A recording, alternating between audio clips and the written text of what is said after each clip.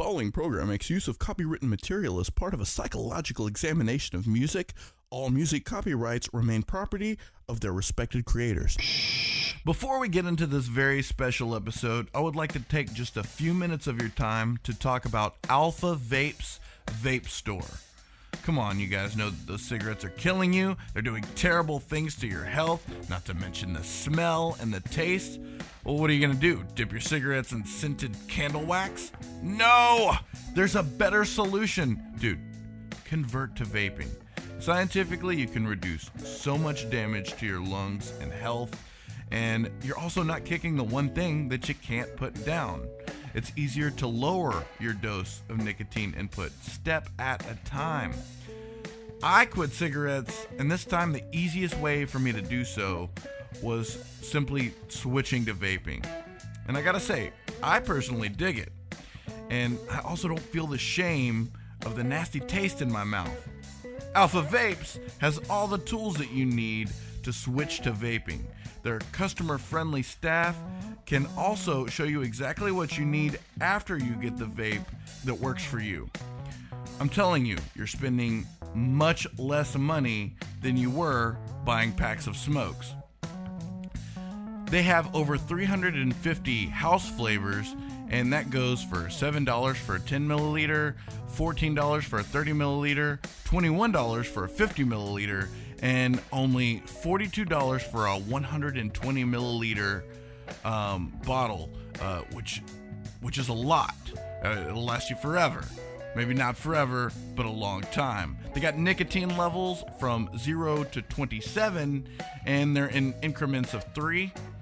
Me personally, I'm on a 6, which I think is pretty good. Eventually I'll lower down, but you know what? One step at a time. On March 4th, they will be hosting a cloud competition. It only costs $1 at the door, and you immediately get 2 tickets for the giveaway raffle. Any purchase you make in the store that evening also gets you an additional ticket. It doesn't matter what it is, whatever kind of purchase you make that night, you'll get another ticket. And they've got really cool prizes and giveaways. They'll have free food, drinks, both alcoholic and non-alcoholic, and they'll have music. Now, the competition itself is based on cloud length, volume, and density. Again, that will be held on March 4th, 2017. Alpha Vapes is located at 3011 Texas 30, Suite 104, and that's between Wingstop and Radio Shack. They're open Monday through Saturday, 11 a.m. to 7 p.m. Alpha Vapes, come by and see what they can do for you today. Hey kids, welcome to today's show. In today's special Fans Choice Showcase special, we went with Mudvayne. Mudvayne is a band that we have enjoyed for a solid good couple of years, I would say. I have listened to them since I was probably a wee lad, little 10-year-old Nico. And whenever we rolled the dice and we figured out how to choose from our long list of choices that you guys gave us for showcase specials, we landed on Mudvayne. I think I was pretty excited about it. I know you were pretty excited about it. Definitely was expecting something a little bit different, but when we landed on Mudvayne, definitely was very happy with this choice. Right, and because we've got a previous experience listening. We weren't walking following. into any unknown territory with these guys. So, if anything, we just learned. We got to listen to a lot of songs that maybe we never heard of before, and listen to albums in their entireties and do a little bit more in-depth research. You and your fucking little book report that you have there. Oh, yeah. But yeah, this was a fun episode. We talk about one of the hardest, brutalest bands there is. I mean, they're not that brutal. They're not like Cannibal Corpse style brutal, but they're still pretty fucking brutal. They get pretty intense. They get pretty, Yeah. I mean, they're abrasive. No, they're good. If that's your way of saying they're good, then yeah, I completely concur. Yeah, they are abrasive. It's good. But anyways, we listened to them. Well, we don't listen to them. We listened to one song that I chose, which we will provide a link for, and we talked about all of their albums, and we talked about their history, and we talked a little bit about their little side supergroup that they started. Hell yeah. some crazy ass and alcohol songs. Alcohol and ass, which I do not want to listen to, but I probably will have to listen to just for peace of mind. Yeah. But yeah, dude, fuck yeah, Mudvayne. Let's go into it, John. All right. Welcome to the Conversationalists. Let's talk music.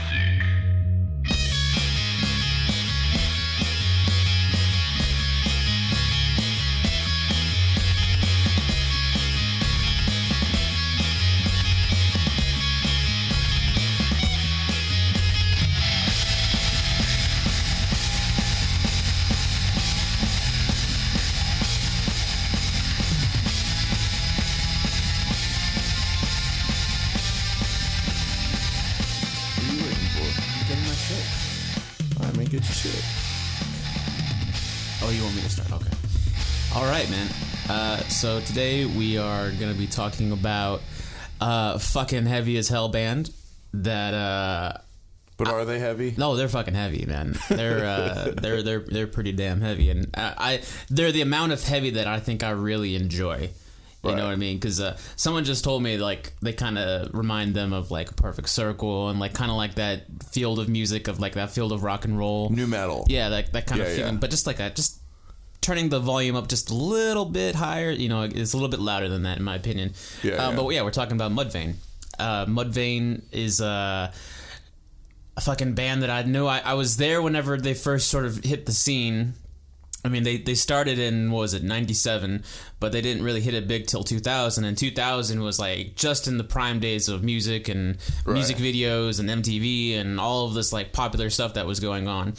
And I remember seeing their first music video for Dig, and I legitimately was so fucking scared of these guys. That was your reaction? You were scared? Well, what I was thinking about is, like, back in the day you had Slipknot. You had, I think Mushroomhead was around in those days. Yeah. And then Mudvayne. So it's like these bands that are with the face paint and like this whole crazy thing going on. Yeah, I was pretty scared. I mean, I was like 10 years old. So I don't think that's too young to be scared of something. But, you know, watching them with the crazy face paint and the bass player, which I'll get into in a little bit. But these crazy ass faces that he was making while playing, and the guitar player had this like really crazy like doll face kind of like thing going on, whereas like he had really chubby cheeks and he just sort of like stared right at you, you know, with these open eyes. Like really scary stuff was going on, and I don't know. I wasn't like hesitant to listen to it, but it was more like I wanted to listen to it. I didn't want to see it. You know what I'm saying? I thought the visuals were amazing. Like, that was one thing that drew me into them. If it wasn't for that Dig music video, I really wouldn't even at, like, 11, 12 years old, which is, imagine how old you were back then. 96? No. Dig came out in 2000. How old were you in 2000? How old was I in 2000? 13? 4, I don't know. Okay, then, yeah, that made sense then. 13? Yeah, yeah, especially. You remember, I was 3 years old. I loved the shit out of the Crypt Keeper. You know what I mean? Like, I've always been into the whole dark, scary shit. If it's scary, I'm into it. Totally, yeah. You know what I mean? And the dynamic that they had, especially with the visuals, was just fucking awesome. They actually started in 96. You know, they had the complete understanding of who was all going to be in the band, and they had their sound completely down in 97. Yeah, man, like my first look at them was definitely the Dig music video, and I was totally attracted to the visuals. I thought it was some good shit. I remember whenever me and my brother, we first watched the music video, and first right off the bat, he was like, Mudvayne, and I think he was trying to explain to me what Mudvayne like meant. Like, it's supposed to be like a metaphor for shit or something like that. Like fucking like on a crawfish, like no, for real, like there's a poop tube on a crawfish. Is that a mud vein? Probably, yeah. Damn. It all makes sense the more you know. Yeah, me and my brother, we used to listen to that stuff all the time, and right as soon as I got used to seeing the visuals and I was like, okay, I'm not scared of it anymore, I remember always rocking out you know what I mean, to that music video. Like, always just wanting to, like, air guitar. Even back then, Yeah. like, I was really obsessed with learning how to play bass. And seeing this dude fucking just go to town on the bass. Yeah. And just the way he looked, all the faces. He has the best ever bass face in the business. Okay, most people, whenever they think of bass faces, they think of, like, just, like, soulless, just nothing going on there. Stone. Yeah, stone face. But this guy, he's just going fucking crazy, like, smiling and, like, mouth open. And just I love it, man. Yeah, like, he's, like, he'll play a thing and he'll look like he's, like, genuinely shocked by what he just, like, you know, like, it's pretty, like, it's this complete contrast to what the guitarist is doing because, like I said before, like, doll face, just straight, just... Like he's more bass face than the other. The guitar player in that music video was just like doing these quick movements. Yeah. You know, it was kind of like you say doll, I say more not dummy, but like puppet. Okay. You know what I mean? Yeah. Like just kind of like quick with the motion. Like yeah. I mean, I see what you're saying. Yeah. But yeah, that was like the bass player, which what's his Ryan Martini, I think is what his name is. Yeah. He was like really one of the first guys like I enjoyed like pretending to be, like whenever I would be like listening to music and rocking out, and like whenever I was like, because before I learned how to play music, I was like obsessed with like learning how to like look like I was playing music. Yeah. You know, like just the whole like jumping around and spinning and like rocking out, full body headbanging and everything like that. Right. I got a whole lot of what I wanted to do from watching him. Yeah, I agree. I'm the same way. Him and Wes Borland, I think, are like the best stage performers whenever it comes to rocking out. Like they're some of the most talented musicians in the world. But whenever like you go to the show and you're thinking, okay, I'm gonna go to the show and they're gonna just play, stand there and play. No, these guys are fucking running and jumping and spinning and like just putting everything into the performance, which is what I truly admire about them. Yeah. But anyways, yeah. Go through. This band surely does that. Yeah, let's go through a whole line. You got Chad Gray on vocals. Yeah. You got Ryan Martini on bass. You got Greg Tribbett on guitar, and then I'm blank on the drummer. I know his last name is like McDonough or something like that. Matthew McDonough. I want to say McDonald. I do want to say it. When I was reading his name, I was like, McDonald's? What the fuck? You know? Right. There was actually also another bassist that made it like halfway through the first EP. He did like 3 or 4 of the tracks on it. Yeah. And that was Sean Barclay. Yeah. Or Barcelay or something like that. Mm-hmm. And basically, they just kind of like set it up like they had this band going. They had Sean on bass. And then whenever they really wanted to go in for the kill, start the band, Chad fucking left his job at a factory where he was making like $40,000 a year, which is pretty good. I mean, it's pretty normal for, I guess, middle class, a little lower middle class, definitely higher for lower class. Definitely a pretty decent job. He left just to, be the rock star he wants to be, and at that time was like in 97 whenever they had the full lineup, and they had Ryan Martini like cover the rest of the tracks on the EP, and the EP is Kill Iota, but eventually they ended up after the LD50 album, they ended up changing it and then redistributing it as the beginning of All Things to End. Yeah. So on this album, Kill Iota, it was pretty fucking raw. They actually put it all together, just threw shit in together just for the fans. Yeah. Is why they did it.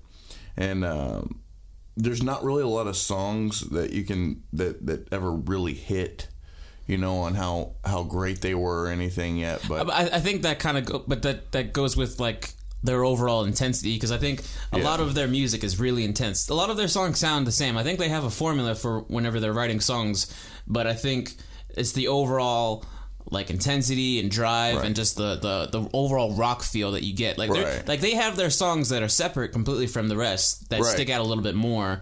And then they have their Mudvayne sound. Yeah, totally. Yeah. So I imagine, in the very beginning, like most bands, you're just trying to figure out what your sound is, what you're gonna do, and then afterwards, whenever it came to LD50, like that's when they were really like honed in on that shit. Yeah. But I want to talk about LD50 real quick, because we were just talking about we're talking about Dig, and Dig was probably like, obviously that was their big one off that album. Right. They had the music video. They won the MTV2 award at the MTV Awards for that song, and I remember seeing that was back still when I was watching the MTV Awards. You know that music video showed up every time you'd fucking blink your eyes. Yeah. If you were watching any of the music videos back in that day, Dig was always on. Yeah. Always on. And, I definitely want to talk about LD50 pretty into it, because this was my favorite album. But what I was going to say, though, before you rudely interrupted me, you fucking cunt, at the MTV Awards, I remember they showed up in, like, these white suits. Right. And keeping to their tradition of, like, you know, the whole theatrics of it, they all had bullet holes in their head, and they had blood going down their faces. Oh, really? While wearing white suits. Like, they still had, like, their different colored hair, and they looked like rock stars with nice suits, but they had bullets in their head and blood everywhere all over their suits. It was so fucking gnarly, dude. It's pretty awesome. Yeah, and whenever they went up to accept the award, they really just looked like the weirdo kids, like, just sort of like, you know, crashing the party and sticking way out then. Because, I mean, MTV Awards, that's just the cool kids. You know what I mean? That's all the pop stars and all the popular artist or whatever, and sometimes they'll throw in a best rock song and they'll give it to like fucking the Foo Fighters or Linkin Park, like the pretty boys of rock and roll. But then these guys show up just sort of like, you know, crashing the party. I thought it was really fucking cool back then. Yeah. You know what I mean? But anyways, well, they were one of the first metal bands to have like bright, vibrant colors in their music video. Yeah. Do you know what the award was? I think it was just the MTV2 award. Well, it was Best Overall Achievement by an act whose video premiered on MTV2 and received so much significant air rotation. Oh, okay. You know what I mean? Gotcha. Makes perfect sense. Yeah. But other songs on this, I've listened to this album, but it wasn't until I went back and re-listened to it again. Yeah. Fucking -1 is a fucking real beautiful song that I really enjoyed. Death Blooms has always been a fucking favorite of mine. Fuck yeah, Death Blooms. That was like, I remember whenever I saw that video, and I was thinking, okay, Dig, that was scary shit, but I'm over it. And then I watched Death Blooms. Okay, scary shit is going on. You know, because like the music video was like so like they're in like some like fucking creepy ass building, and then there's like some like ghost woman type chick going. Actually, the song is about about Chad's grandmother, who was being neglected by the family because she was getting too old, and nobody cared about her illness except for Chad. Betty Ray, his grandmother, ended up dying in 2005. Crazy shit. But yeah, I mean, the music video was mostly just like about him and his grandmother and him trying to be there and her basically passing off into heaven. Yeah. And it was really deep. The musical aspect of that fucking song. Yeah. Like, how does it start off? Do you remember how it starts off? Yeah.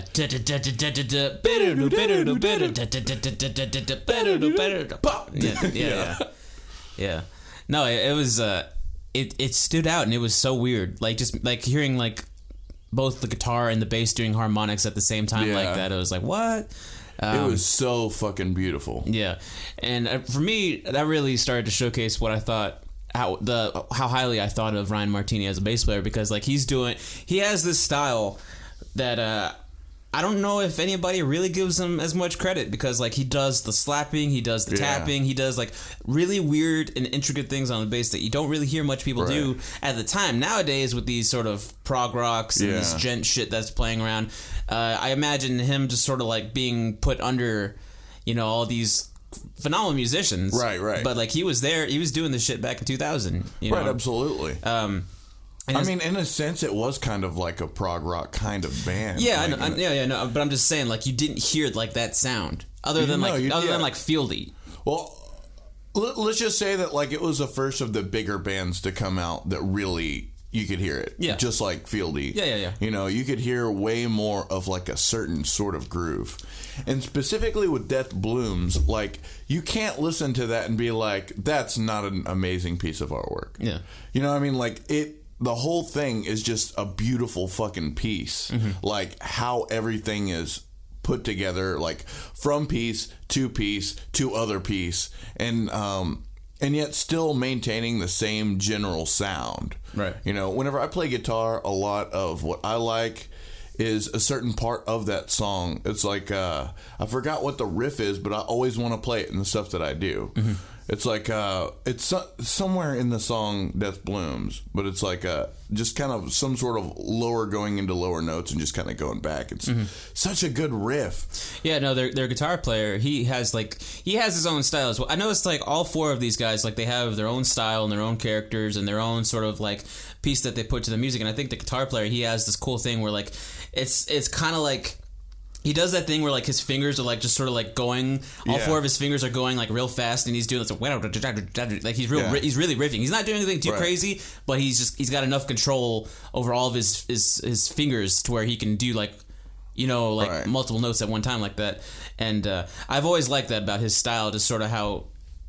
I don't think he's doing so much bar chords. I think he's just hitting like single string notes and just sort of like you know, kind of thing. And it's so like fluid. Yeah, that's a good way of putting it. Very fluid. Like if you look at, he's a heavy set dude. He's got sausage fingers. You kind of think, how are you doing this? How are you able to physically do this shit, dude? But he pulls it off. He does. Yeah. He's a phenomenal guitar player. And what was I going to say about? I want to talk about Chad Gray and his singing style. He's very, like, we've talked a billion times by now about singers who kind of have that tone in their voice of like the pain and like all this stuff, like kind of like Jonathan Davis. Right. Him, I think it's the same way, and you kind of I don't know exactly how to put it with him, because whenever you watch him live, like this is back in the time period, like they had the face paint, but he had like these like extra large overalls that he used to wear, and like you could tell like he's a real. That was his Slim Shady days. You could tell like he's a pretty like skinny. I mean he's a fit dude, you know. He's nothing like buff or anything. I mean, you can tell he's a skinny guy, and he's wearing these really fucking huge overalls, and like he's sort of like. I don't know. He always has his arms just sort of like bent into him, and he kind of looks like frail, you know, like he's like he's like losing it or something like that. He's meant to be portrayed as like a madman. Probably, yeah. I could totally see that. And yeah, with the fucking face makeup and everything like that, looks like a bunch of crazy psychos. Yeah. But yeah, he kind of like whenever he talk like at Death Blooms, whenever what's the one line in the hook? Pull me out of my body, you want it. Yeah. Like right as he's going into that one, like he's just like you hear like it's like no more technique in his voice, like just dropping everything and just sort of all aggression, all emotion. Yeah. Pull me out the body, you want it. You want a feeble, frail, and rotting. Yeah. Like it's amazing how all of that comes out, and it's all extreme. Mm-hmm. To me, Chad's voice, it's kind of like how Trent Reznor's got that nasally thing to him. Oh, yeah. Like, Trent Reznor's got something stuffed deep in his nose. Mm-hmm. Chad has something deep stuck into his throat. Yeah. That's what it sounds like. So, like, you hear him singing, it's really cool because it's definitely his style. If you hear him singing, you know, yeah, that's Chad Gray. Yeah. You know, that's a guy from Mudvayne or hell yeah, whatever. Yeah. And, but the things he can do with it is so amazing. He's got one of the best screams I've ever heard, and he can hit these high fucking notes I've only tried to do, you know, and I've hear other people try to do it, but he's got so many fucking high screams that he can do that it's not just that they're high screams, it's that they hold so much of that raw emotion we're talking about. Yeah. You know what I mean? He's able to push it through, and it just sounds so fucking good. Oh yeah. I don't know exactly how much of how proper he's doing it, because I think that's starting to bite him in the ass a little bit nowadays. Probably. But yeah, I imagine back then, you know, he was just starting, you know, he didn't lose his voice completely, so he was still able to do like a lot of really strong. There's a lot of like really good low screams that he do. That thing sounds like fucking just brutal. You know, like it's like the little piece that he adds to that song that just gives it like that fucking brutal ass sound. You know. Yeah. A lot so more with their earlier albums than later, I think. You know, I think later he did end up getting a little bit more technique on what he was doing. But LD 50 was such a good fucking album. Well, you know, you said that was your favorite album. Like, what about it was that made it your favorite? The lineup was pretty fucking good. Mm-hmm. Like they had more of the hits that I ended up liking. Mm-hmm. Another one that I obviously need to talk about is Nothing to Gain. Mm-hmm. Nothing to Gain, everything about the song I fucking love. Maybe the fact that it's about a serial killer, Ed Gein, and just the music. Like, it starts off with like this beautiful riff. You know what I mean? And again, kind of like Death Blooms, it's got all these different parts that just match together so well. You know, it's like perfect fucking puzzle pieces. Right. During the writing, they used what Matthew, the drummer, refers to as number symbolism. Greg would write a riff that used bars in like 4 and 5, and because 9 is the lunar number, McDowell associated the night and nighttime activity with the serial killer, grave robber Ed Gein. So it's like a long just because these numbers are this and that means that and that means this, you know, he got Ed Gein, and they're like, fuck it, all right, let's write about some Ed Gein. And the song, and I've listened to podcasts and I've learned a lot about Ed Gein. I've read a lot about Ed Gein, serial killer. This song portrays everything that needs to be portrayed. Like, all the lyrics fit up. Like the mother issues thing, you know what I mean? Like the fact that he should never love because his mom, you know, was so crazy. I don't know. He was the one serial killer. He's not really a serial killer because he's only killed like 2, maybe 3 people, and he really had no understanding of right and wrong. He's one of the only serial killers that fell under the insanity category that I really believe applied. You know what I mean? But the song fucking fits it, man. The whole album had a lot of different concepts and a lot of different ideas. I got a sciencey feel from it. Like, if you look at the album, you look at the artwork, you look at like the very beginning, Monolith, you could hear these guys like vaguely with a lot of background music talking about how something Bill Hicks was talking about before in his stand-up comedy, where we were all primates until we started eating magic mushrooms, and that's what made us evolve, because that's what made us think, you know, further and have all these other thoughts, you know, and that's what they're talking about. If it wasn't for the magic mushrooms, we would still be monkeys, not monkeys, primates, you know, apes. But I mean, it's definitely a really cool concept. I don't know how true that is. I don't think anybody can know at this point, but just like the feel that I got from every song to song, you know, those 3, Dig, Death Blooms, and Nothing to Gain, maybe Cradle, were the ones that really hit me the most. That's what I'd skip tracks to listen to. But the whole thing sounded real fucking good all the way through. Absolutely. And I was talking about -1 a little bit earlier, and I don't have no idea if you listened to that one. It was a step away. Like, it starts off a lot more calmer than their other songs do. And I remember hearing that and thinking, wow, this is like, they're able to do the real heavy stuff. And when they do the heavy stuff, it sounds fucking phenomenal. But whenever they kind of like start to tone it down a little bit, they're still able to do some like pretty stuff. You know, and I don't mean pretty as in, you know, in like a bad way as far as metal goes, whatever. But it's like they're able to like create some beautiful sounds and beautiful melodies and stuff like that. That whenever I think of Chad's like the sort of tone that he puts out with like the pain and torture, you know, like who's to say where all that's coming from, or if it's all just a thing or whatever. But whenever I think about that, and then I see them take it down a notch, it's like they're trying to explore like those different emotions, instead of just being like rage, you know, like with, you know. Well, I think that's a beautiful thing about metal. You know, I don't really associate metal with just rage. I think that metal's one of like the only kinds of music that can really explore every realm, which is one thing that I really dug. And this is one band that could go under so many different genres, but every one of them has the word metal. Oh, for sure. Absolutely.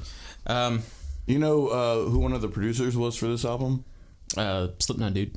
Slipknot's Sean, the crazy clown guy? Yeah, the clown. Yeah, I knew that. That's cool. I mean, that makes total sense. You know, fucking weirdos helping weirdos out, you know? Yeah, weirdos helping weirdos out.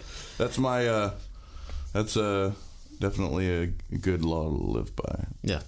All right. Next album that came out was The End of All Things to Come, and this was probably, I don't know if this was my favorite album, but this was like a really, really big one for me. Yeah.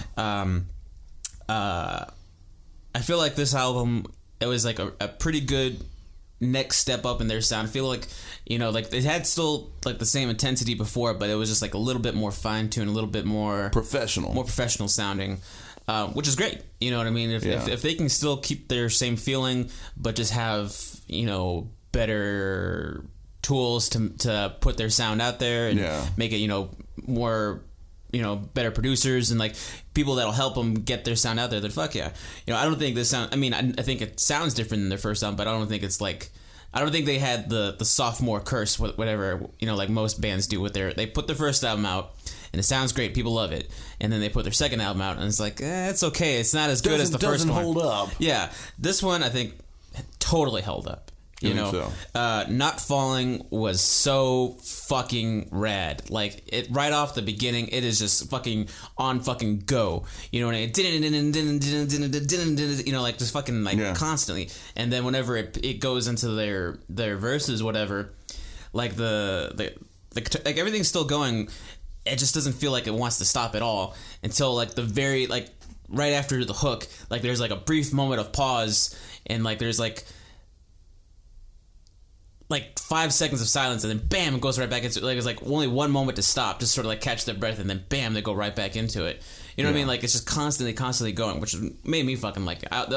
This was definitely one of those songs that was like, whenever I was like rocking out to their music, it was like I can't stop wanting to move, I can't stop wanting to like get into it. Right. You know what I'm saying? Other than that, World So Cold, I think, was another, you know, their best use of their softer, their more chill side, which World So Cold is a fucking really beautiful song. Yeah. I know that's one of Christy, our unpaid intern's favorite songs. The only human being I know other than Chad Gray that knows how to sing the fucking really super duper fast part that he sings at the very end of it. Yeah, she can sing that. Yeah, so, but just taking that song in general, just how it starts off with like clean guitars, and like clean vocals, and then I like how it gets heavy. Yeah, like whenever it does, and it doesn't get like crazy heavy, but it's like you could feel it. No, totally. You know what I mean? It's the heartbeats, man. It's just like I think it's like din-in, like like with the way that the music was going before, and how it hits in is really good, especially as far as like effects go.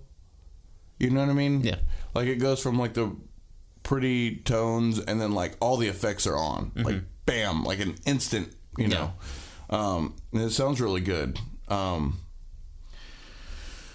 I definitely like the album a lot. I think that it was a little bit more intact as well. But this is what they reference as the Black Album, and it was black, and that's they saw it that way just because it was a little bit darker. You know what I mean? They wrote the songs in less than a month, mostly about their isolation during the songwriting process. They drew from jazz and progressive rock and death metal. And thrash metal a lot more than the previous album. But this to them was an exercise in deadline management, and it pressured them to focus, you know, rather than fold. Was something that Chad said. Right. So it wasn't rushed, but it was in a certain sense. Yeah, they didn't leave it to like having no deadline to like they can just keep going until they were ready for it. Right. You know? Yeah. Well, it was an exercise to be able to handle a deadline. Oh yeah. Shit. Yeah. I think that's. I mean, I don't think that's my one of the things that I deal with a lot, because obviously we're still trying to figure shit out. But I feel like if we did, we would have fucking like past that deadline for like so long. You know what I mean? But that's cool. You know, I think that if this is their, you know, with this being their second album and them just sort of like progressing and becoming better as a band, not just musically but just as a band, you know, I think that's totally a good thing to have. Oh, you know, yeah, like, it's totally like a good thing to exercise. You know, it makes you a little bit more professional about it. Absolutely. other than those two songs, man, with this album, like, I like it, but I feel like I just kind of, like I was saying before, like, it's the same thing as really, like, the same intensity as the first one to me. Yeah, kind of. It's still also one of those albums where you can just, like, let it roll, let it ride, and you can trust that it's going to be good the whole way through. Yeah, sure. It may not be something you particularly dig. The way I am with Mudvayne a lot of time, I've got these specific songs I want to listen to. I don't always want to just jam the whole damn thing, but at least with these albums, it's one of those things that you can let play and trust that it's going to be a solid same kind of tone. Yeah, like I was saying before, like, they have their few songs where they sort of, like, push to the side and they kind of do something different. Yeah. But overall, I think you're always going to get the type of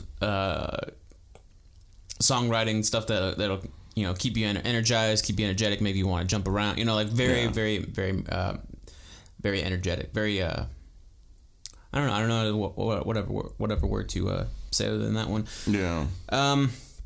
Also, I could be mistaken in this time period, but I think this was around the time period. I think they went on tour with I want to say they went on tour with Slipknot, Seven Dust, and Nothing Face. Yeah. And Nothing Face, just equally as brutal band. I always dug Nothing Face. I like Nothing Face a lot. Yeah, they're pretty good. I forget which member it was, but one of the members became really close with Chad, the singer, and they began to talk about potentially one day starting a supergroup. Yeah. And I love supergroups. I love the idea of the supergroup. Anytime and even if it's not like a really well-known supergroup, but like if I knew like a musician that I thought was really amazing and like this not so popular band, and I hear him and so are going to be teaming up, you kind of get fangirlish sometimes. Ooh, so and so is going to be teaming with this one. Oh my god, it gets you excited. And those two bands, I think those two bands would really work together. Nothing Face and Mudvayne. Even if they just did a tour together, I think that'd be a fucking intense show. Right. Intense bill. But they were talking about doing a supergroup together. And I don't think they had gone into it just yet, but I think this was the beginning talks of what would later become Hell Yeah, which is their supergroup. I believe it was mostly Chad talking to him, and I think that Ryan Martini maybe was the other guy who eventually jumped on. No, it was actually the guitar player. Was it? It was Chad and Greg Tribbett that. Okay. It was Greg and Chad, and then I want to say it was two members, a guitar player and a bass player from Nothing Face. Yeah. And then the fucking Mac Daddy of all fucking drummers, Vinnie Paul of Pantera jumped on board. That was the deal sealer for me, man. It was like fucking Vinnie Paul on there. Fuck yes, I will listen to anything Vinnie Paul does. I think Vinnie Paul is what made it Southern.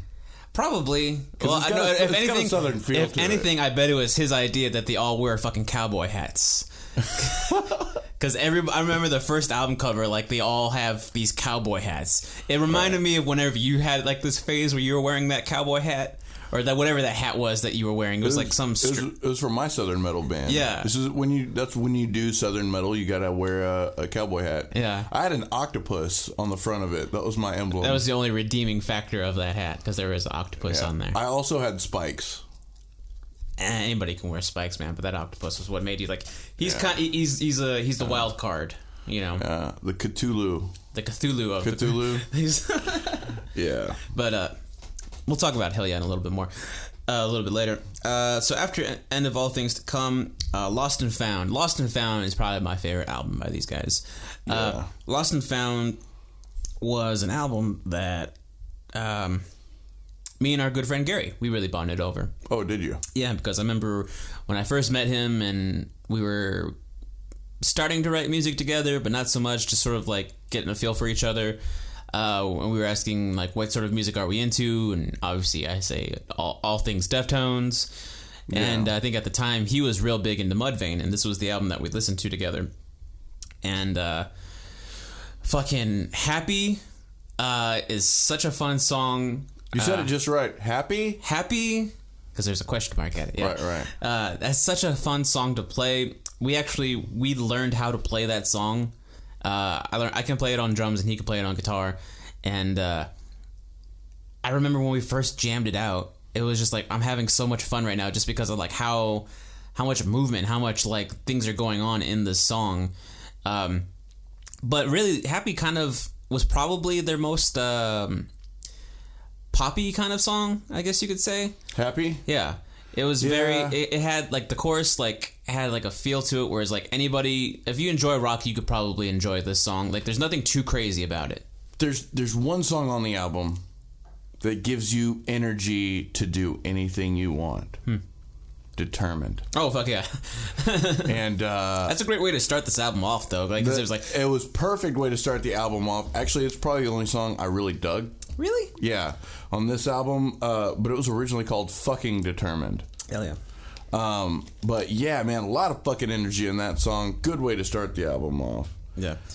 But back to Happy. Like, they had a really good music video for this song. The song itself sounds just really good. Like I was saying, like most of their songs kind of sound a little too much, like a little too. I mean, for like aggressive? I'm just saying, like for the casual listener, like they probably would hear Mudvayne and they would think, this is like crazy, like you know, like crazy, you know. That's a good way to describe Mudvayne. Yeah. What do they sound like?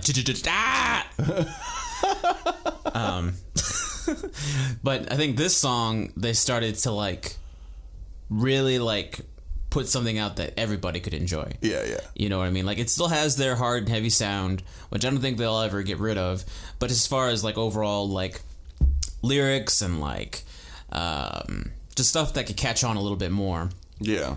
And I don't know. For me, and also it was the diversity in sound with this song. Like it was very heavy and very, you know, loud distortion guitar, but then they would go to the clean sound for like their chorus, for their verses. And the drummer's a fucking madman on those drums. I love it. I love how crazy he gets on the drums, but not for this song, but like just in general, he's a madman. Right. And for this song, you feel like he took it down and he's like doing like very basic hi-hat shit. Yeah, very. But it works. It sounds so good. It gives it a good groove. Yeah, yeah. And all of those pieces put together, that's why I think it sounds more popular than everything else, because it's got a good groove, it's got a good tone, it's got a good sound, it has something that's anybody could really relate to. Yeah. So for me, I really enjoy that song. It's also got Fallen to Sleep. Fallen to Sleep, yeah. If we're gonna choose songs and post links for songs to listen to, Fallen to Sleep will be one that I want to go with. Fallen to Sleep is another song that me and Gary, we learned how to play together, and that was one of those, like, you kind of push yourself a little bit more because like there's some intricate shit going on in there, but it's just one of those so fun songs to play and to listen to because it has like those little stops. You know what I mean? Like where they like do stuff and then like they'll just quickly stop and then they'll go right back into it. Yeah, yeah. Which I remember at the time, like that was a thing that me and Gary were always into doing. Like we'd be playing, then stop, and then go jump right back into it. I felt in the band, whenever we would play this in Gary's car all the time, I do feel like some of our songs were heavily influenced by this song alone. Absolutely. No, and it's funny if you like look back at like some of our like band pages that we had back then, not just like MySpace or anything like that, but like some of like those like online profiles that we were putting out for our band, and they would say like, what are your influences? Like it would say like Deftones, obviously, but then there would be Mudvayne under influences. There would be Breaking Benjamin, Kill Switch, you know, but Mudvayne was in there, and I remember looking at it and it's like Mudvayne, but then thinking about it, I was like, that makes total sense. Like some of our songs that we were doing, totally. But that's not one of those ones that I would like put as like one of the forefronts as like far as like our influences go. But if you kind of think about it, in some of our songs, totally, they're a huge influence on us. Their music is just so fun, and it's so heavy, it's so grooving, and I don't know. I guess it worked for us with our styles. But I guess we could take a few seconds. We can listen to "Fallen to Sleep." That's my song. All right. Alrighty. Yeah, dude. Fucking, I love that song so much. Everything about it is. I forgot. Like, there's one of those stops. The fucking drummer, he does like this really quick roll, like right in that little time period of where there's a stop, and he does it so fast, but your ears hear it. And for me, whenever I hear it, like I get so fucking giddy when I hear it. That explains why you were like, "Fuck yeah!" right in the middle of the song. No, I have Tourette's. Fuck. No, I'm just kidding. Yeah. Every time I hear it, it's one of those rolls that, when you think about it, just on the musical standpoint, like they stop playing for like so quick of a second, and you think he's got to stop it and do like this really quick roll and then go right back into it within like 2 seconds at most. You know what I mean? Stop it, you're talking about like the symbol. You have to close the symbol with your hand. Yeah, you gotta and then go back into it within like a minute, like a second and a half. You know what I mean? Fucking, I could do it. You couldn't fucking do shit, man. Fuck you. Anyways, after that, other good songs on here. There is Choices, which was a really beautiful song. Yeah. And then Forget to Remember. That was a really great song that actually made it onto the Saw 2 soundtrack, which I remember when I saw the music video is Saw 2. No, but I'm just saying, it's always hard whenever you say that you saw. I saw Saw. I seen Saw. No. I see Saw. I've seen every Saw movie with my mom, and we went to the movie theater to go see it, and I remember when we went to go see Saw 2. When you went to go see Saw 2. When we went to go see that movie, and at the very end, during the credits, like this hard rock song was playing, and I remember thinking like, fuck yeah. Like scary movies, heavy metal, that's where it's fucking at. Right. You know what I mean? But then I went and found out, like, yeah, that was Mudvayne. You remember that Saw movie with Chester Bennington? Which I think that was Saw 5. It was the 3D one. It's either 5 or 6. 5. I think it was Saw 5. Yeah, but yeah, I remember seeing that one. He died, and everybody was real happy about it. But he died in such a weird way, because it was like he was like super glued to like a car. Right. And like his skin, like he had his shirt off, and like his skin was glued to like the leather of like this old car. And Jigsaw was like, if you get out, you'll live, but you'll be permanently scarred, and blah blah. Like all fucking Jigsaw's fucking schemes. Like if you live, you'll be you'll live, but you'll be fucking scarred for the rest of your life. Yeah. And he almost got out. That was the thing. That's what I thought was so funny. Like he almost got out, and he was like, I can do it. And then fucking time ran out, and then the fucking car went into drive and fucking hit the brakes, and then like threw him out of the front window. But still, I was pretty happy. I still say Jigsaw is kind of a piece of shit. Even though he's got those make you think about it. Mm-hmm. Like there's a higher road to what he's got going on. Mm-hmm. Still total piece of shit. Well, which Jigsaw are you talking about? Because there's the old man Jigsaw. I thought that was the only Jigsaw. No. Okay, see what they did is they had old man in like 1, 2, and 3, but then he dies in Saw 3. Right. And then there's like this crooked ass cop that's like, I will continue what he started. But since Jigsaw was like totally against like straight murder, and the corrupted cop, so it was all about choices. Yeah. The corrupted cop was like straight up slash you in the throat if you pass the test. Yeah, like that's some piece of shit thing. He's the piece of shit. Like they're both pieces of shit. Jigsaw was more like the original was like more of like the sympathetic villain. It was like, he's a bad guy, but I feel for him. He's trying to do something. Good on you. This motherfucker just straight killing folks. You need to cut that out. Yeah, man. Anyways. Mudvayne. I could talk all day about that damn movie. It's so fucking ridiculous. Okay, after that, they did, I guess you want to call it, how would you describe By the People, For the People? Well, it wasn't a studio album. Yeah.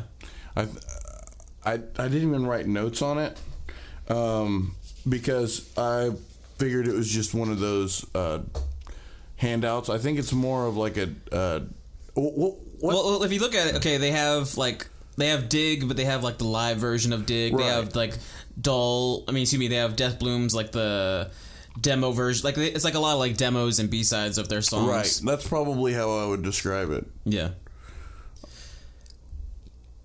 It looks like there's a lot on it though. Oh yeah, there's like a shit ton. Like I think it's like a compilation of like a lot of their albums. Couple CDs. Yeah, a couple of their CDs. Couple discs. Yeah, so because they got stuff from LD50, then they got End of All Things to Come on there, and then they got I guess just like a remix live demos. I think there was something that I read about it being like of why it's called By the People, For the People. Mm-hmm. I mean, I think it's for everyone, obviously, but I think it was worked on somehow or put together by some of the fans. I could be mistaken. I think that sounds about right. Yeah. But anyways, after that, that came out with the new game. Yeah, 2008, man. That, I really liked it. Yeah. I really dug this album. I like Do What You Do. I like it, first off, because of the title, but also I just like it because it's like the middle way of just saying, just do you, boo. You do you. You just do you, boo-boo. I do me. You do you. Do what you do. Exactly. But no, I like that song a lot. I like it because there's like this break off point wherever it's just the drums and the vocals like towards like the very end, and like it's just, I love drums. Not just because I'm a drummer. No, fuck you. Not just because I'm a drummer, but like whenever drums just have like that moment where they just stand out and they're just kind of like just doing nothing crazy, but they're just having fun and they're just sort of like going.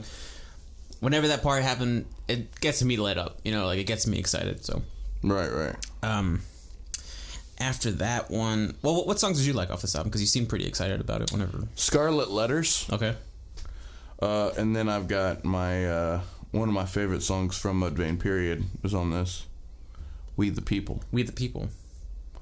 That song is the fucking shit. What about it that you like so much? The lyrics. It's like patriotic, but anti-patriotic. Do they get political? Same kind. Yeah. All right, here are the lyrics for We the People from Mudvayne. I thought We the People... Shit, my phone. Way to fuck everything up, John. I fucked it all up. I hate these ads. I thought We the People had a brain. I thought We the People had a say. Could've sworn I read it somewhere. Thought I seen it on a bumper sticker. I thought We the People had a right. I guess We the People were wrong. We the people always are. Let's go elect another God. The laws they make, I don't give a damn anyway. Rules were made to break. Goddamn. Rules were made to break, to bend, to beat, to buy. The American dream or a bag of magic beans. You can find it on the TV, whatever you need. And then this is the chorus. Send me you're tired, you're poor and broken. Send me your life so I can break you. We the people can have a plan. We the people can make a stand. Could have sworn I read it somewhere. Might have seen it in the funny papers. Your money's made to take, to cheat, to steal, to rob. I can sell you a dream, fat's busting at the seams. You can get it on the TV, whatever you need. Send me you're tired, you're poor and broken. Send me your life so I can break you. Give me your trust, your faith and wishes. Give me your life so I can own you, control you. Own, buy, sell out. Own, buy, sell out. Every day there's something new to try. Every day there's something new to buy. Every day there's a new American dream going broke in the land of opportunity. That's pretty much the song. Why does that feel so relevant right now, man? Like it's always been relevant, Nico. You're just more woke. Oh shit! I guess I am. I'm woke as fuck nowadays, as the trendy kids would say. Yeah, woke AF. Woke AF. But yeah, okay. I can see why that's pretty appealing to you. But the lyrics are great, but the guitar is fucking amazing. Right. It's like you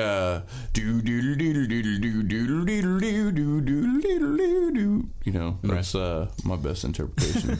But just the way that it works, sounds fucking gold all the way through it. Like with the way the lyrics are, it's just one of my favorite songs. I just really feel like an energy all the way through. Right. Also, this is the album that had Dull Boy, which is a really fun song. I really like how that starts. Yeah, isn't it like based off of a movie or something like that? The Shining, I believe, is what it's called. The Shining. Yeah, no, I like that. No play, make me a dull boy. Yeah. No, but I mean, I like the fact that it's off of like the lines that Home Dude is writing while in the fucking you know, all work and no play makes Jack a dull boy. Yeah. Fucking such a great movie. Anyways, after that, you were saying Scarlet Letters. Was there something specific about Scarlet Letters that you really liked? There's a lot of aggression, a lot of emotion, but it starts off so beautifully. Yeah. It just starts off really soft. I saw the music video and it was pretty aggressive, especially like, I don't know, there's something about this tone with this band that I feel like maybe Chad or whoever has helped in the writing process may have experienced, like getting beat as a child, because like that's a lot of like the imagery like in the music videos. Specifically this music video, just kind of like shitty, terrible parents, you know. Yeah. But the chorus is something like, I don't wanna be here anymore in scarlet letters. Yeah. And it like starts off beautiful and then it goes into that like so heavily. He's like, no more, it's fucking good. Yeah. It's like it's the sound of when you just had enough. Right. Of whatever it is. Do you think that this music sort of like fits like for like the type of person? I mean, I don't want to do what the man does and associate like heavy metal but with like kids who shoot up schools and like, but you know what I'm trying to say, like I guess I see where you're coming from. Like, do you think like this music like fits like that sort of persona of like people who just sort of lose it after a while? Well, I mean, the truth is a lot of his stuff is kind of suicidal.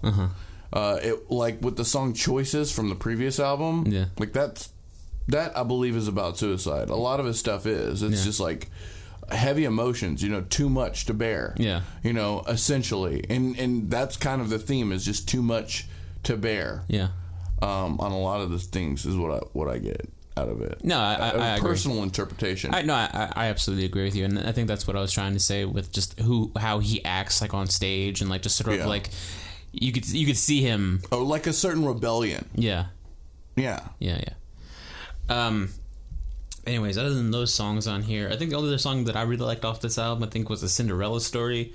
Yeah. I think that one went really well. But also, I think this was just at the time period where Hell Yeah became like an actual like fully going band, and so this is where it gets tricky for certain bands whenever you have some of your members going off doing something completely different, and the others just sort of have to sit there and wait, or they can do their own thing. Right. I think Ryan was doing some like jazz trio thing that he was doing with like two other musicians. I have no idea what Matthew was doing at the time. Yeah. But Chad and Greg, they were doing Hell Yeah with Vinnie Paul and Nothing Face Dudes, and Hell Yeah was good. I mean, I don't want to spend too much time talking about them, but like they were good to where they had a pretty good first album. Like got their name out there and pretty popular and doing lots of shows and lots of festivals and music videos and like, I don't know if at this point Mudvayne was like they were sort of like selling off the fact it's fucking Mudvayne guys, or if it was like it's the Mudvayne dudes, it's fucking Vinnie Paul. Like in the metal world, I imagine people were all sorts of excited about it. But as far as like overall mainstream wise, I have no idea how excited people were about it. But I think Hell Yeah is one of those bands that are like perfect for like a like full-time truckers. And the song Alcohol and Ass. Mm-hmm. Alcohol and Ass. Mm-hmm. Fucking, it's, man, you got... That's a Hell Yeah song? Yeah. Holy shit.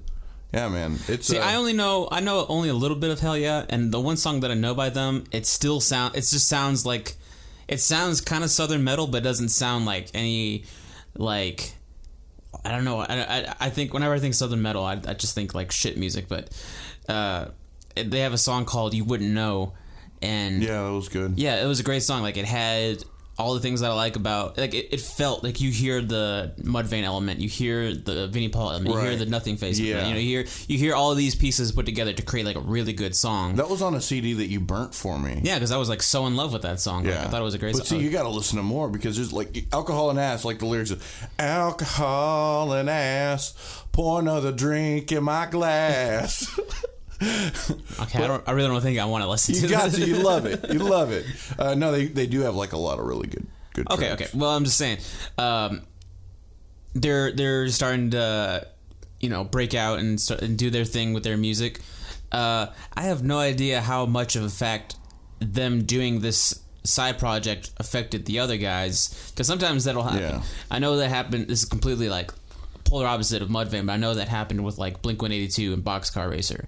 Like Home Dude left Blink-182 to do Boxcar Racer, and then the other guy was like, I don't like the fact that you're leaving and you're doing this other thing, we should be focusing on our thing, Sounds like a relationship. Oh yeah. But that's what bands are. They absolutely are. A band is a 4, 5, 6, depending on the type of band. And some are monogamous. Yeah, totally. But sometimes whenever you just say, hey, I'm going to go away for a little bit and do something completely different with other people, sure, emotions can be hurt, You're creating this bond, this brotherhood, this family between these people, and they're like, yeah, I'm going to leave. I'm going to go do something different. It's sort of like, are you not happy with me anymore? Are you bored with me? Are you, and I think this was sort of the beginning of that for Mudvayne, which we'll go into what happened to them later on. But I think this is sort of like the beginning of it, like starting to like start to crumble. Yeah, with the whole Hell Yeah thing going on. But well, we've got like one album left. Yeah, and that's in 2009, just a year later, and I didn't dig it. No. I remember a lot of people didn't dig it. I think they had. I mean, Scream With Me was okay, but other than that, I don't think there was really any other songs. I remember whenever it came out and I was in the car with Gary and Lee, and I think Lee was like, we got to listen to the new Mudvayne album, and we listened to it together, and it was just sort of like, huh. Like, I remember it was kind of like, I don't know, it was kind of like whenever I heard the not the newest, but at the time, the most new Tool album, and I was like, okay. Which, was it 10,000 Days? Yeah, I was like, okay. I didn't hate it. Right. But I was just sort of like, okay, I just listened to it. I'd have to say 10,000 Days took some time. But that's besides the fact. Right. Besides the fact. It's just that initial, like, new album's out. Okay, let's listen to it. And you listen to it. Okay, that's cool. Yeah, it doesn't get you excited. It doesn't, you're hearing the same things. But I think now with it is, we were talking earlier about Chad's vocal style. I think by now at this point, I was watching one of their later live performances, and dude was having such a hard time like getting those screams out. Like that he has like that nasal sound to his scream, but it just sounds so worn out by now. Like, I think they were trying to play Dig, and Dig starts with like that long scream in the beginning. He only maybe lasted like maybe 3 seconds of that before he stopped. Right. You know what I mean? But do you think that maybe that was just because it had to do with being live, and you gotta have your voice for a while? I don't know. That's what I'm saying. Like, the way that he was doing it for so long, I think it had to have had a toll on him, because he could do that scream years ago, but now it's like he sounds like he's having such a hard time doing it. That was also another thing that sort of began to turn me off with Mudvayne, because like I try and watch live performances, because it was at the time I didn't think I'd ever get to see them live, so it was like, hell yeah. And I loved Mudvayne, so it was like, yeah, I want to see them play my favorite songs. And then he would just sort of like begin to crack. I think I saw a live video of them playing World So Cold, which is one of their most beautiful songs, and hearing his voice start to just crumble and crack and fall apart during that song, I was like, I don't know. Like, it's sort of like it's a sad thing to see, because you think it's where you realize, like, oh shit, these musicians are real people, right? You know what I mean? You always think they can only hold up for so long, and I don't want to make it turn like, okay, they're a horse with a broken leg, gotta take him in the back and shoot him in the head or anything like that. Like, they can still rock out, they can still do their thing, but it's just sort of like with the overall quality that you're getting out of their sound.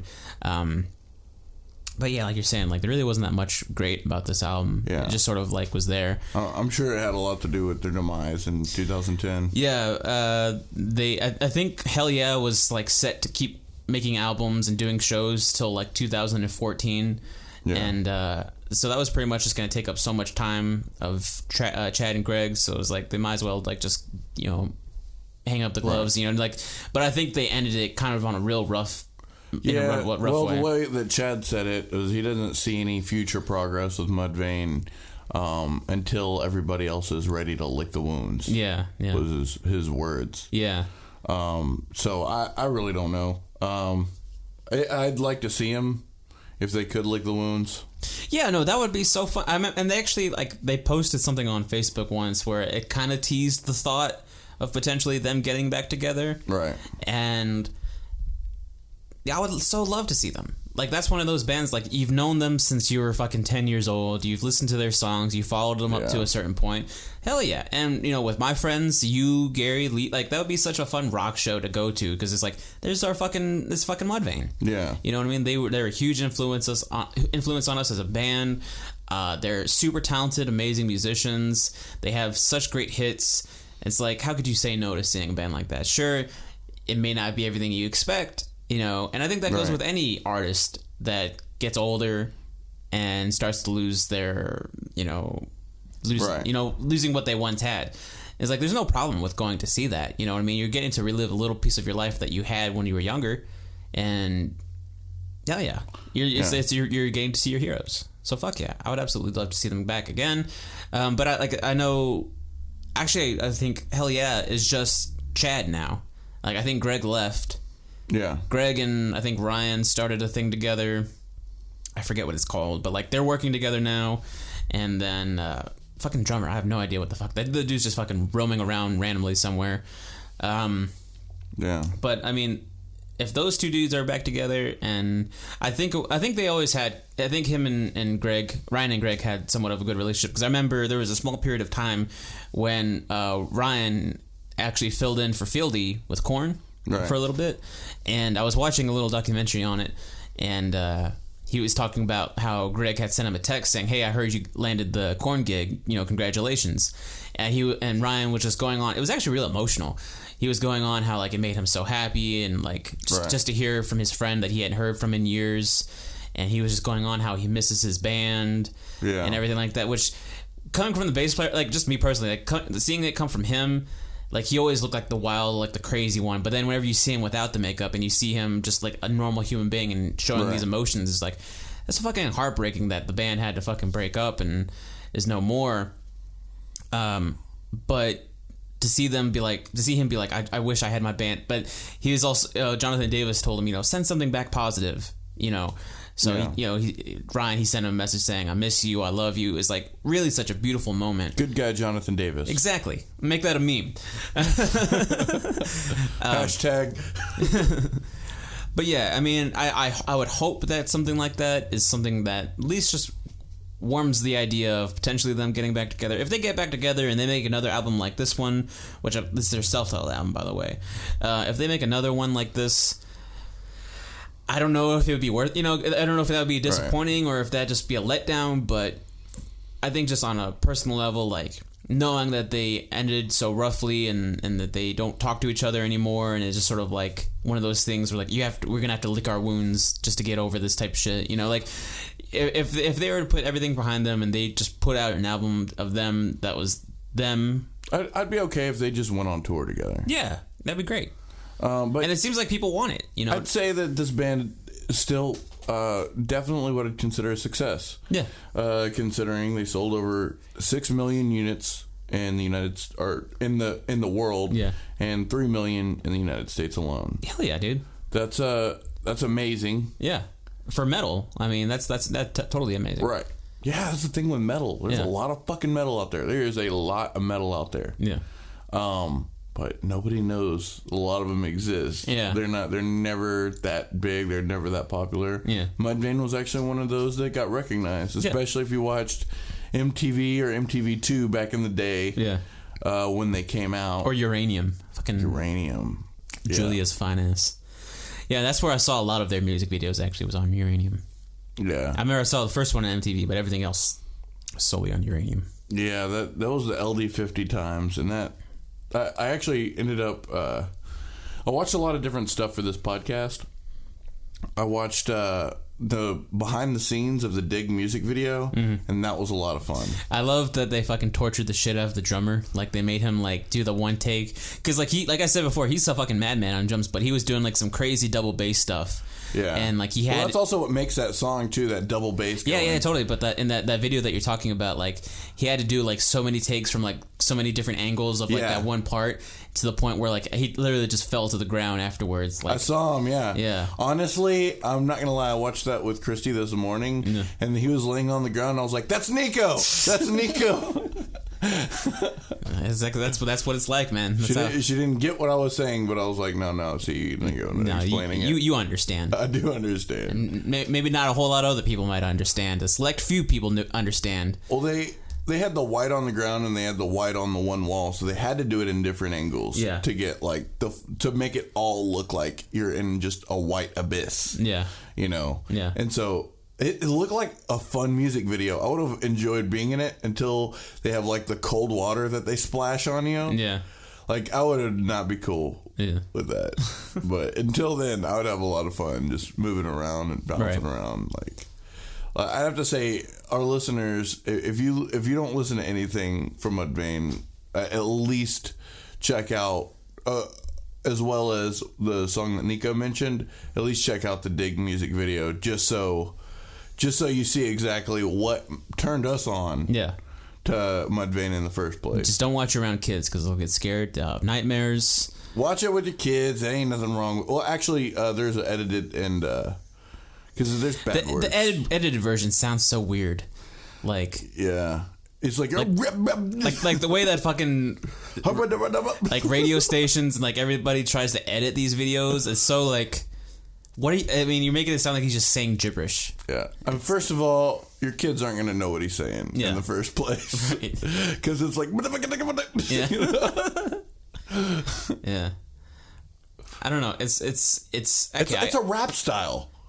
In a certain essence, like the way he talks real fast. Yeah, it's fun. He uses that style a lot, and not just Dig, but in all of his songs. Yeah. You know, it's like one of his tricks that he does, where he goes super fast, and yeah, I mean, it's cool. Yeah, I like it. No, yeah, I always dug it too. It always made it hard to it's hard to understand what he's saying. Yeah, much like some rap songs, you never know what the fuck they're talking about. But right. I think the overall just character and overall feeling that it's creating, you know, I think it totally works. I think it ultimately shows how badass Chad is at doing vocals. Yeah. You know, being able to do it fast, quick. Yeah. You know, as well as like these long screams and these high screams, and I don't know.